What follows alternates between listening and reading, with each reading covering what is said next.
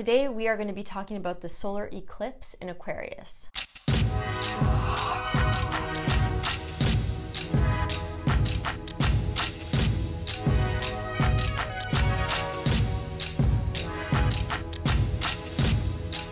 Hi everyone, welcome back to my channel. My name is Nicole. I'm an astrologer, tarot card reader, and life coach, and this is my channel dedicated to all of those things, plus spiritual topics in general. Today we are going to be talking about the solar eclipse in Aquarius.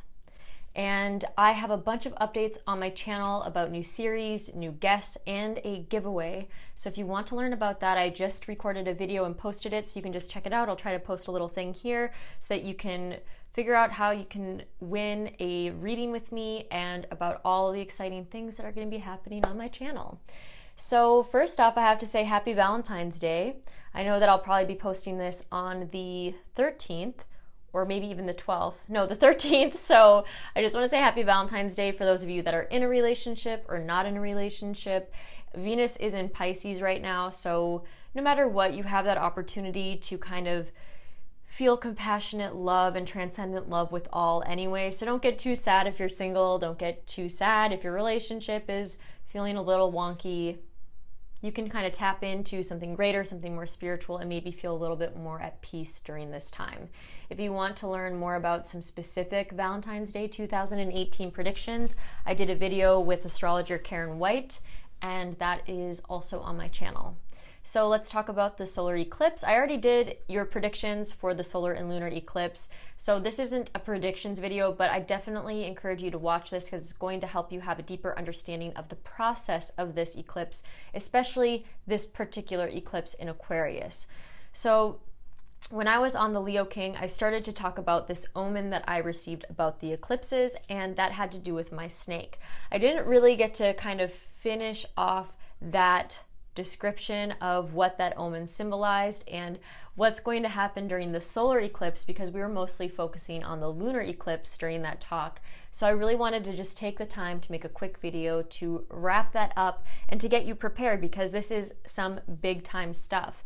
And if you guys want to go more in depth, then after this video you can also watch a video that I'll be posting with Dr. Arjun Pai, where we talk about the nakshatras that are implicated in this eclipse. So with the calculations I use, that will be Shatabishak, but in sidereal astrology that will be Dhanishta. So I definitely also recommend that after this video you go and watch that video so you can go even more in depth with what all of this might mean. The omen that I received when I was preparing my eclipse videos was that of my snake. And this was around the time leading up to the lunar eclipse. And when I do astrology videos, I think I really like to do it empirically, where I experience the energies for myself. And when I do these astrology videos, I not only want to experience these things for myself, but receive whatever messages that I need to for all of you as well. And so my snake just started shedding around that time. And when my snake started shedding, I was reading as much as I could about the process. And the process for a snake shedding is that the snake has been going through a period of growth since its last shed. Especially if you're feeding a growing snake all the time, the skin starts to get tight because the snake gets fatter. So the snake isn't continuously losing scales. It really just keeps the same scales until it's shed, and then it will let go of all those scales at the same time. So the process is that the snake has been growing or aging, and at the time of shedding, first its belly will become red, then he'll go blind. His eyes will become milky and cloudy, and the snake will go blind. He'll become very reclusive and retreat and kind of hide out. He won't want to be handled. He won't even sometimes want to be fed because it's kind of scary because he can't see. And for a snake, they are, especially like a snake in the wild where they eat live rats, a rat could, kill the snake by biting the snake. So if a snake can't see, it's very dangerous for the snake to eat. So some snakes won't even eat. Then the snake, after going through a period of blindness, will go from that red color, the belly that's red, so it's not the whole snake that becomes red, but the belly will become red.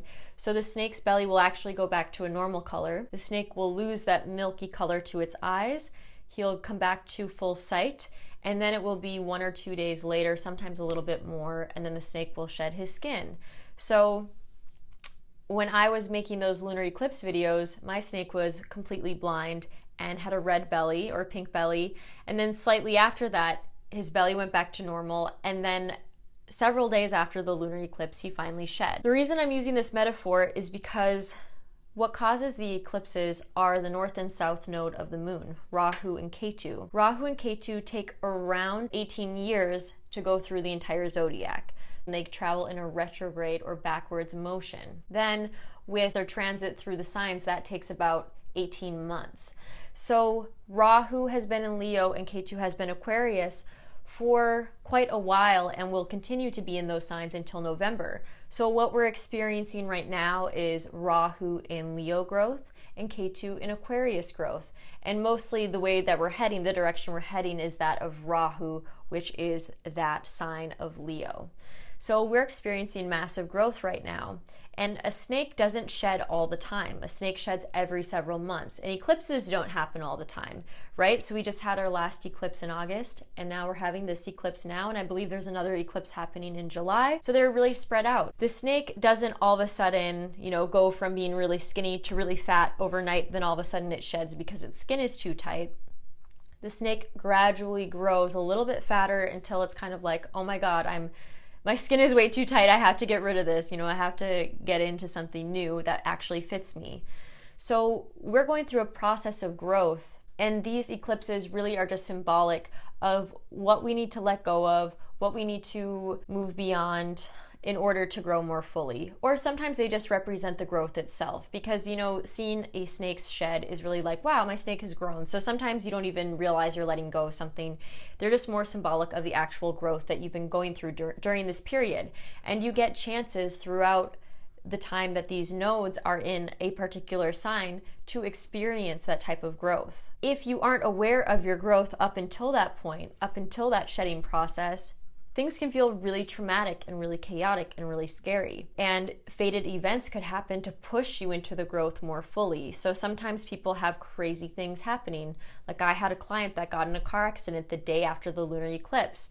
And sometimes this is because it was just meant to be. It's a part of, this person's soul development. But other things like, you getting sick, that's kind of saying, well, you haven't been growing in your health. You haven't been growing in your body, like your connection with your body. And so getting an illness, getting a sickness is trying to push you into that growth, right? So I feel that eclipses only tend to feel chaotic and crazy and scary when we aren't aware of the growth process. And sometimes they're going to feel that way anyways, but it's important to understand when something crazy or scary or even traumatic happens during an eclipse, that it is fated and that there is a lesson of growth within whatever happens. And so the more that you can tap into what that growth might be, the easier it is to deal with this eclipse energy. The lunar eclipse, I feel, is very symbolic of the beginning of this shedding process where the snake's belly turns pink and the eyes get milky and the snake goes blind. So just think about how the light of the sun is not able to access the moon, so the moon goes dark. So we are kind of hidden from our perception of things so that we can't go by our normal perception. We have to find a deeper meaning. We have to find a deeper way of thinking about things. We have to find a different way of thinking about things. Through that process, we have a realization. This isn't going to be the full transformation. The transformation happens after the realization, and that's in the period typically between the lunar eclipse and the solar eclipse. So just like that person, they got in a car accident in between the eclipses. It wasn't like it was on the lunar eclipse or on the solar eclipse. A lot of the times events happen in between. But then the solar eclipse itself kind of represents that finality. It represents that literal, like you finally shed your skin. So the event is you shedding your skin. Now you are getting comfortable in your new skin. Now you actually are enjoying that being of yourself.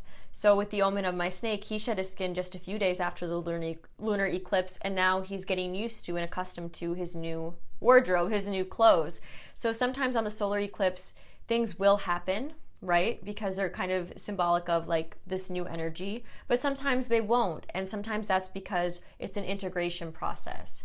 So you're no longer blind. You've already had the chance to have some realizations, and now you're stepping into that new energy more fully. So for some of you, it can kind of feel like you're starting a new phase.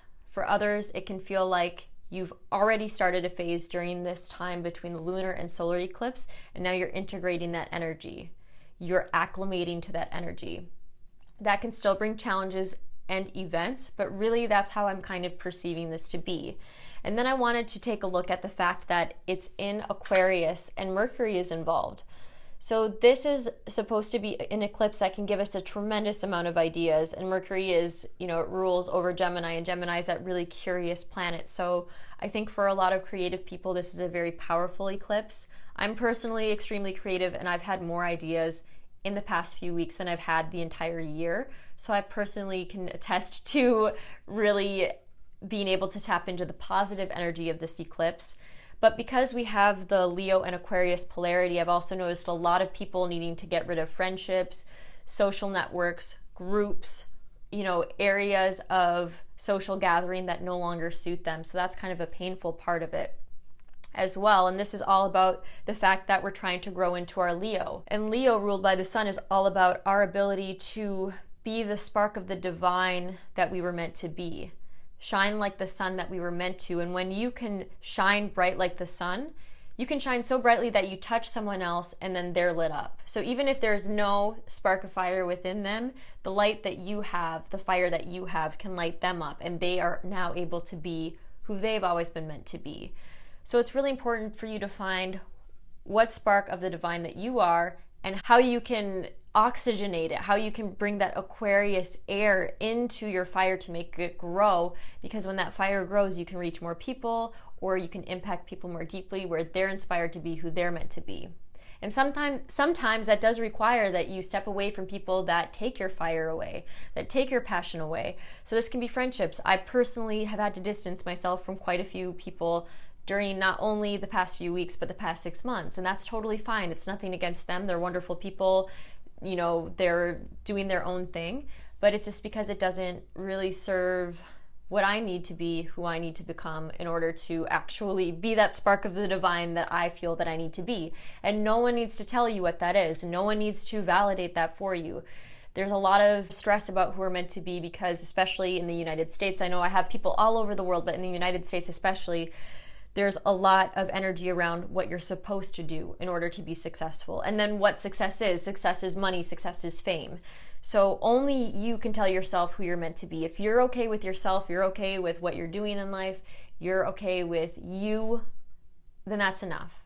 Don't worry about the validation. Don't worry about other people agreeing with you. So that's a huge lesson with this eclipse. And the solar eclipse happening in Aquarius is really talking about the give and take that we have in relationships. When you look at images of Aquarius that have been done by artists, Aquarius is sometimes represented by a pitcher, like a guy holding a pitcher, and sometimes the pitcher is full and sometimes the pitcher is empty. And I really think that Aquarius represents our capacity to give and receive. So our capacity to pour from the pitcher and also collect from the pitcher. Aquarius is a higher frequency of Taurus. Taurus is ruled by the number 2. It's the second sign. Aquarius is the 11th sign. 1 + 1 = 2. Aquarius is the second house. In the first house, it's just us. In the second house, it's the reflection of us. It's our early childhood. It's our close friendships. It's the people that we're responsible for. The 11th house is relationship on a higher frequency. It's a relationship with us in the world, like real, society, humanity, the collective. And so in order to have that high vibrational, high frequency kind of a relationship, it needs to be spiritual and it needs to be balanced. Aquarius is ruled by Saturn, and Saturn is friends with Venus, right? Venus rules Taurus. So there's still that Venusian sort of quality here that we need balance in relationships. With that, you really need to ask yourself between now and the actual solar eclipse if what you're giving to the collective is really feeding you. And what are you taking from the collective? Are you really taking what's good from the collective, or are you just going onto your Instagram feed and feeling completely drained afterwards? So you should really encourage yourself to find relationships, groups, structures in society that really feed you, that you can give and receive in equal measure. So with the solar eclipse happening there, I think there's going to be, no matter where this is happening in your chart, there's a real fundamental question of how you give and how you receive, and how you can do that at a higher, more spiritual, more higher frequency vibrational level. And one way to ensure that the relationships that you have are at that frequency is stepping back into Leo and asking yourself, am I really being the spark of the divine that I was incarnated to be? How am I manifesting the kingdom that I want for myself? And if you are truly shining and lighting up in the way that the divine or God wanted you to be, then you will have no problem being who you need to be in relationships, in society, in the collective. And you can give and receive without needing validation.